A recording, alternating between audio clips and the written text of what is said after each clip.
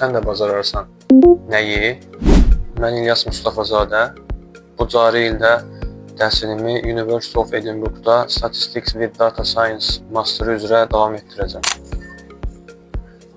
Mən magistr müraciətləri prosesinə ilk olaraq IELTS imtahanının nəticəsini almaqla başladım. Bu zaman mən yalnız çalışırdım, amma sonradan Ruf Akademiyinin dəstəyini almağa qərar verdim və biz bir yerdə işləməyə başladıq.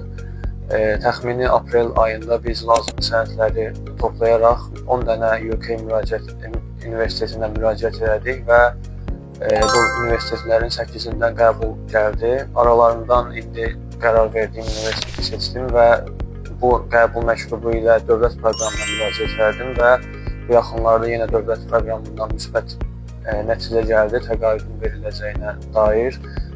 Mən ixtisası olaraq Statistics with Data Science seçmişdim və bunu seçməkdə məqsədim Azərbaycanda gələcəkdə data scientist olaraq işləmə istəyim idi.